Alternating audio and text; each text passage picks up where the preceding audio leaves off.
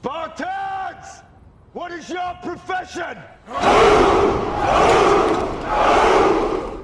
Then we have update 1.89.1.35, a bug experienced by some players where there was a lag when switching between daily tasks has been fixed. That is a very, very odd bug, but it's nice to see it's been fixed. Then we had another server update on the 10th of June, and this server update, the RP3 AP Mark I missiles were removed as a modification, and the compensation for those who had purchased this modification will be provided. The view mode for the AN APS-21 radar station, which will be used on the F-3D Javelin and T-2, has been improved in accordance with historical values. Now, when flying at low altitudes, it is possible to detect targets operating at fighter levels and above. I have definitely talked to a lot of people who have talked about how the T2's radar and also other machines' radar has definitely been weakened compared to what it was before, and it does seem to have become what would be classed as more realistic, which I think overall is a good thing. You know, it should be as historical and realistic as possible. A lot of people were saying that at low altitudes it was kind of odd how it just didn't work at all, and it seems like that issue has at least been fixed for now, which is good. When it comes to the AP rockets, the AP rockets you can actually still get on the Seahawk, you just can't get them by themselves. So you can see that in here you still have like the AP Mark II modification right here, and it's removed the AP Mark I ones, so you've still got the AP Mark IIs that you can take as a 30, so people who are worried about, you know, losing the AP Mark Is, you still have them. They're just in the form of the Mark IIs. The RP3s need a name change, by the way, but yeah, you still have the AP rockets, you just don't have the Mark Is, you just have the Mark IIs, so you don't really lose anything with the two machines. The Seahawk FJ6 and the other Seahawk, it doesn't really matter that you've lost that. It's instead you just have the SAP Mark Is that you see right here, which go along with, I believe, stuff like this. I'd have to check fully though about that. Maybe this is supposed to be a different name, or maybe they're changing the name of the HVARs. But yeah, the radar seems to be something that people are getting either used to or they're worried about. I'd have to look more into it, but I know there's been a lot of talk about how the radar has been not as good as it was previously, at least for some vehicles, and how they've added in interference and stuff like that on the radar, and I think most of these are positive changes. You don't want radar to take over the game, you do want it to be very much a part of the game, but you've got to make it realistic as well. I still remember the days where stuff like ATGMs were added, like the IT-1 and the Radeon, and how they took over the game for like an update or two updates because there was no counter to them, and they weren't really nerfed in any way, they weren't really changed in any way, and then we started getting stuff like, you know, smoke screens, smoke grenades, then we started getting stuff like it wasn't as easy to shoot over rocks, with the ATGM guidance system, the actual line of sight of the ATGM mattered. Then you had stuff like composite armor, and slowly but surely, more counters and more realistic and historical ways for the ATGMs to work were put in, and it made ATGMs a lot worse. I think it's when it comes to radar, I think we're kind of in the same boat right now, where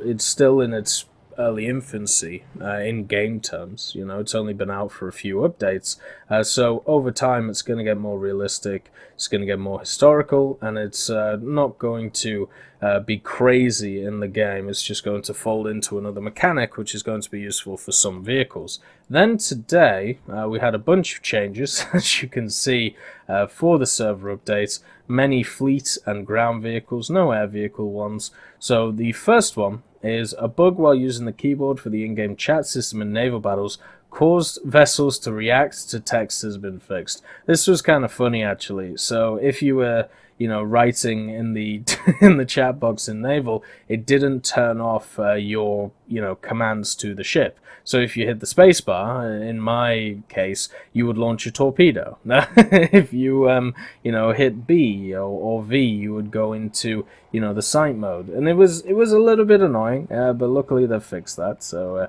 it's out the way now.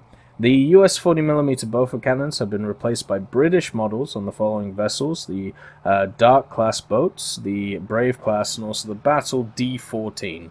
So pretty much the destroyer and the two best, or at least in my opinion, I should say, the two best boats in the in the British tree, or at least the funnest. You've got the Dark class FPB right here. And then you've got the Dark class here. And then you've got the Brave class at 3-3. See, this thing would annihilate a PGO-2 pretty easily with its Bofors. But you can see that they've changed its from the names. I don't think this has made a real difference to the machine. I tested it earlier. It still has the same clip. It still has the same ammunition. It just seems exactly the same. They've just named it differently. If there is any changes, let me know. The Matsuki, they've added 2 torpedoes to the maximum amount that the Matsuki can hold, which is good. Just means more, more options for it. The maximum amount of ammunition for the 2-pounder QF Mark II-C autocannon on the Fairmile C and Fairmile C332 boats have been fixed. Well, that's good or bad, depending on, what it is. The HE shell icons, which displayed incorrect armor-piercing values, have been fixed. Good. The type and weight of explosive mass and initial speed for Japanese 100 to 203mm shells have been fixed. Good stuff. The shell-related errors have been fixed for the following ships. The Kuma has a new 140mm Type 2 SAP semi-armor-piercing shell. It's been added to the research, so let's have a look at that shell for the Japanese. Of course, the Kuma being one of the light cruisers that Japan has, so that would be this shell, I'm guessing? Type 2 or Mod 1? Type 2, okay. So they've added this shell, and then you've got the Mod 1 one. The Mod 1 one. So this one has a little bit less penetration, but a lot more explosive mass. So depending on what you're facing, you're probably going to want this one, just because I don't think there's anything that really has that much armor yet. Actually, no, there are a few machines which do, but I don't think 10mm is going to make a difference. When we have a look at the mods as well, the Type 2 is a rank 1 modification. So it's going to be a lot easier getting this one. I've got a feeling that people are going to use this way more than this. Even though the velocity on this is a lot higher, this one hits harder. So, it's going to be definitely which one. Like, these ones are going to be easier to hit and also penetrate, but these are going to do more damage. So, to me, the Type 2 is probably the way to go right now. Then the Agano, the 152mm Type 4 SAP shell has been fixed. The 152mm Type 4 HE researchable shell with base fuse has been removed. And the 152mm Type 4 SAP semi-armor piercing shell has been added instead. Okay, so that is the Agano, which is the light cruiser, the second light cruiser, because remember, the Kako is a heavy cruiser for the Japanese. So now you can research the... Oh, it just gets this stock out of the way. Alright, fair enough. So very similar stats, if not exactly the same stats. Actually, no, so I believe they're slightly different to the ones which we saw earlier. Actually, no, is it the same gun? No, it's a slightly different gun. But very similar stats on this. A decent amount of explosive filler, good muzzle velocity, a little bit less penetration. So yeah, it's good for the Agano now that it has an AP shell that it can penetrate with. Now you have a choice of what you're fighting, what you're going to use, which I think is good.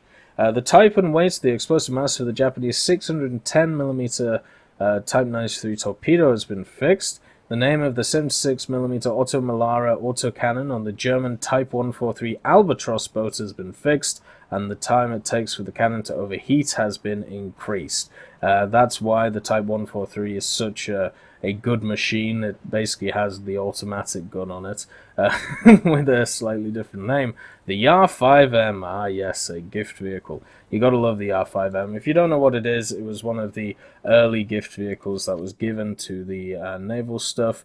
You can find it here. It's a BR 1.23 machine, and it's just a little riverboat which has two 12.7 Dishkas on it and a bunch of rockets on the front. It actually had a bit of an issue when it first came out, where its rockets, when you fired them, didn't really line up with the launchers, but nowadays it does. So nice to see they're still changing. The order, usage, display, and reloading of the rockets has been fixed. Oh, well, that's good. The PR-1204 Late, the name of the 76mm D56 cannon, has been changed to the D56 TS. Cannon stabilizer has been added.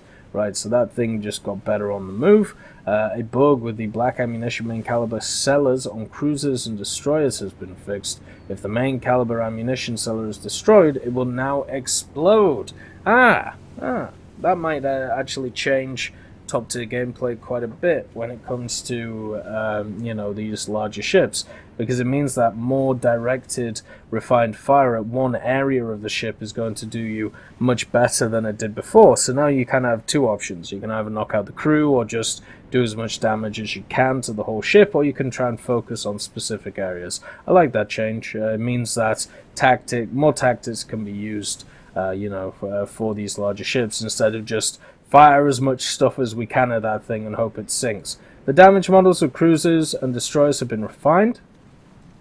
So the overestimated bulkhead and deck thicknesses have been fixed. The side thicknesses have been increased for many destroyers up to 23mm, which no longer allows many of the 8827mm shells to penetrate the ship enough to explode. Okay. So now the the destroyers will be a little bit better against light cruisers, but they'll still get annihilated. Several ship modules such as pumps, fuel tanks, cisterns, transmission shafts, torpedo launchers, and depth bomb launchers will no longer easily stop medium and large caliber armor-piercing shells. Now with enough power, these shells will be able to punch through them. Good stuff. That's one of the issues that has plagued ground forces and also naval forces for a long time. Stuff like fuel tanks and things like that, being able to stop shells in their tracks. So now that's a big change to AP. It should make AP a lot more viable in Navy, which is great. As I said, more options is always good. Fuel cisterns are now able to better absorb splinters while allowing the armor-piercing shells to penetrate them completely if the shell has enough power to pass through the cistern. On ships with coal-powered boilers, the Isle class, the Flower class, and the SGB, of course. Hello, Britain. How are you doing? Their coal pits will now better absorb kinetic damage. It will be more difficult for armor-piercing shells to pass through them completely, but it may give off a lot of secondary fragments. The good old Isle class. If you don't know which ones these are, you can see I've spaded both of them. They're the big kahunas. These were designed, well, not really designed, but they were used to, kill stuff like subs and stuff like that. And they're pretty cool machines, actually, if you look into their history. But in game, they're just big fat bomb targets, to be honest. Some stuff which makes these machines more survivable, some that make them a lot more susceptible to damage. So overall, now, tactics are going to have to change, but I think that's a good thing. I don't think that it should be completely the same all the time when it comes to damage models, and as long as this is more realistic, then, we're in the money. The ground vehicles. So the M36B1, probably the worst vehicle in the Italian tree. The Orbal 74, one of the funnest vehicles in the Italian tree. They've both had their first order ammunition rack mechanics added, so that's good. That just means that you'll have a longer reload if you use up that first order ammunition rack. The Macava Mark 1, a bug-making turning steering utilizing the neutral gear, has been fixed. Wait, so you can actually use the neutral gear now? Because before you weren't able to you know, you weren't able to double dip. Let's just have a look, if you can, on this thing. If you don't know what neutral steering is, it's where one track moves forward while the other one moves back. It basically means that if you're stationary, you can turn quicker. Oh, look at that! Isn't that wonderful? Like, you couldn't actually do that before. Good stuff. Alright, so that's made the Macabre a lot more maneuverable. Happy about that. Wonderful stuff. Been enjoying the Macabre, actually, using the Heat FS against a lot of leopards. The Challenger Mark III, Mark II, and Challenger 2, a bug make turning steering utilizing the neutral gear has been fixed. Okay, good. So that's once again means that moving positions is going to be easier in the machine.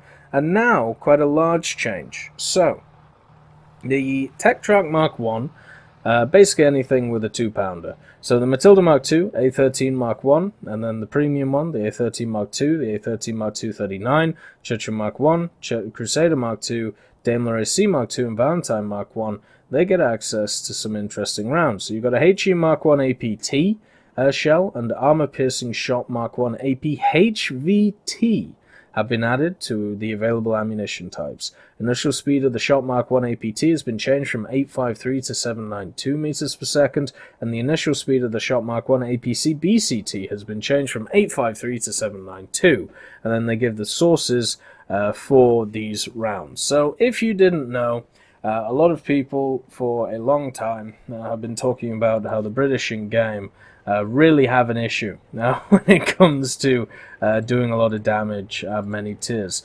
And at low tiers, it isn't that much of an issue because you can just kind of plink away and eventually you'll kill stuff. Ah, yes, Bush Wookie. I probably shouldn't get one which isn't all bushed up. Let's get the Matilda Mark II out so you can actually see it. Oh dear, I've bushed everything up.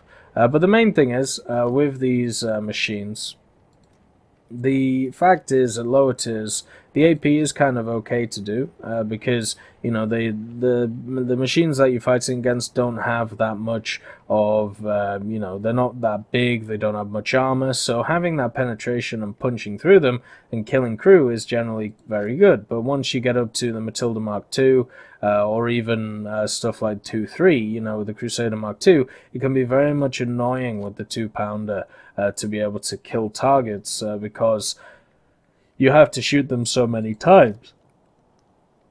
Now, imagine if you added 2 rounds to the 2-pounder, which first of all gave you an increase in penetration and also an increase in speed. So this actually is just a straight upgrade of the Shot Mark 1 APT. The APHV is just better than the APT. But you still have a shot which is a little bit lower in velocity, but it gives you more penetration. And then you add in an AP shell which gives you a little bit of HE filler, some lyddite, 19 grams. So not a lot, but a little bit, you know, enough to cause a bit of a ruckus. So now you have some amazing options for the 2-pounder. And this would be something that would be wonderful for every gunning game, right? So you have the standard shot, you know, which you get, which is, you know, not the shot you're going to use by the end once you've researched all of these. But once you've researched, you know, all of these, you've got a choice. Do you go for the one which pens more, but has less muzzle velocity, so it's harder to hit? Or do you go for the one which is easier to hit, which pens a little bit less, but does the same amount of damage as this one? Or do you go for the one which pens even less, has, you know, a pretty good muzzle velocity, the same as the APC-BC, but it does have the explosive mass? So it's pretty much, do you go for the Old Faithful? Do you go for the one which is easier to hit? Or do you go for the one which does more damage, but is, you know, harder to pen? Like, these 3 options are wonderful. These give you way more variety in how you can play the game, and it also makes it so you can choose what playstyle you want to use. And I think that's awesome. You know, that's really cool, as long, as I said, as it is historic. And that means that at lower tiers, the British now have a HE-filled round which isn't on the Independent or isn't on the Sherman 2. Whether it's going to be useful or not, because the pen is quite shocking, but for vehicles like this, 1.3, it should be okay to go, to take that round. But something like a Matilda, it's never going to touch that. So yeah, it has meant, that I'm going to have to play all of these 2-pounder vehicles again, because as you can see, the all of my 2-pounder vehicles are not spaded anymore. But it does give me an excuse to play them, and I do enjoy them, and play this new system. As I've said before, more options, more variety always equals better, because it means that people can try different playstyles, they can try different things, and see what works best for them. And this is the perfect soliloquy is not the word, but perfect example of this. You have 3 different shells which act all kind of similar, but all have their little advantages and little disadvantages, so different players are going to use these for different things, and I think that's really cool, and I'm happy that that is a thing. The T80U, the protection indication of dynamic protection of modules against HE shells in the armor viewer, has been fixed. Okay, well that's good. Earlier, the modules were not able to provide and display the declared 400mm of protection. Right, so now we have, more more fixed information, so fighting the top tier vehicle or working out how to fight it is going to be easier for the individual. The Challenger Mark III, Centaur or more, and the Centurion Mark V Avery, the protection indication of dynamic protection of modules against HE shells in the armor viewer has been fixed. Earlier, the modules were not able to provide the declared 300mm of protection. So good. Once again, just more actual values, more true values, let's call them, in War Thunder, meaning that you can work out how to deal with targets much easier in the hangar. The M3 Bradley, the amount of ammunition for the 25mm automatic cannon has been changed from 900 to 1500 shots.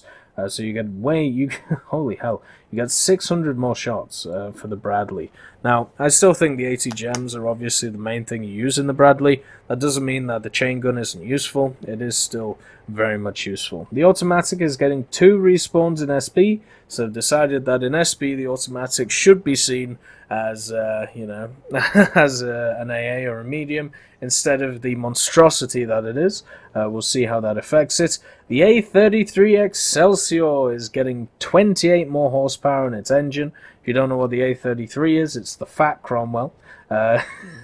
It's this machine here, the good old Tub Cromwell, which is always fun. It is actually quite a fun machine to use because it does have dual drive and it does have really fast tracks. So it has abysmal, reverse like all these British tanks, but it does mean you can rotate easily and get out of dodge. So more horsepower is always going to be good for a machine like that. The PZSFL1C, which is the model name has been corrected. So it used to be the Panzer II Aus H. That is actually talking about this machine here. So this was the Panzer II H, the Mini Tiger as it's known, the little machine which gets taken all the time into top tiers because of that 50mm, and people like to have fun with it. It is a nice little machine. I still think you pick it up through a Steam pack, if I'm not mistaken, right now. The T-72A, the sighting multiplicity, has been changed from 3 to 1.8 to just 8. Okay, so they're getting rid of basically the zoom magnification when it comes to the optical size. The Stug 3 Aus F, Stug 3 Aus G, and Stu 42 G, the historical fixed sights, 5 times has been added. So yeah, they seem to be getting rid of the variable sight, which I don't think is a big deal. I mean, as long as it's a historical change, right? If they do this to artificially nerf the machine, yeah, you can see that they got rid of the zoom. So instead of what you would have before is you would be very close on your magnification, and then you'd be able to zoom in, right, like really far. But it seems like what they've done here is limit that, so you only have up to the 5 times with a little bit of leeway. Like what you would have before is like a 1 to 5 right? So you would have 2 magnification settings. Like the leopard one is an extreme example of this, so I'll use this as like a test case for you. You can see how, like, if I'm here, you know, I can see that target, but once I click magnify, magnifies hugely, right? Like absolutely massive magnification on that. That's what used to happen with machines like the Stug and also a lot of other tank destroyers, and it looks like they're trying to slow that in or get rid of that because it's obviously not historical. So they've done it with all the Stugs, or some of the Stugs. The Jagdpanzer 38T, Jagdpanzer 4, Panzer 470, Panzer 470A, and Ferdinand, their variable sights 5 to 9.2 have been changed to fixed 5-time sights. Okay, so that's a hit to these machines, especially the Ferdinand. You know, it's the Ferdinand is a very fun machine to use, and they've just limited its sight capabilities. So sniping with them is going to be a lot harder. I don't think it will affect too many in the long run, but at least getting adjusted to it might be a bit of an issue. It does weaken them at range, as I said, but it doesn't mean it's impossible to do. I mean, if you've ever used British vehicles with their optics, you know, 4.9 times to 6.0, you know, on the Cent Mark III, you'll be used to you'll be used to not great optics, so it won't be that bad. The Jagdpanther and the Befehlswagen Jagdpanther, so the premium one, the variable sights of 6.7 times to 10 times have been changed to fixed sights of 10 times. So once again, you know, getting rid of that variable zoom, instead just fixing it to one style of zoom. So you're not actually losing, you know, capability here. It just means that you're going to have to spend more time in a third person instead of sat in the scope waiting for something to pop up and then zooming in on that target. So just spending more time in third person, and then once the target's seen, then going into the sight instead. So you're gonna need a slight difference in how you used to play, but I think overall it's not really gonna make too much of a difference. It is definitely gonna hit stuff like the Ferdinand hard. Like obviously the higher you go in vehicle, and the lower the magnification, going to make a big difference.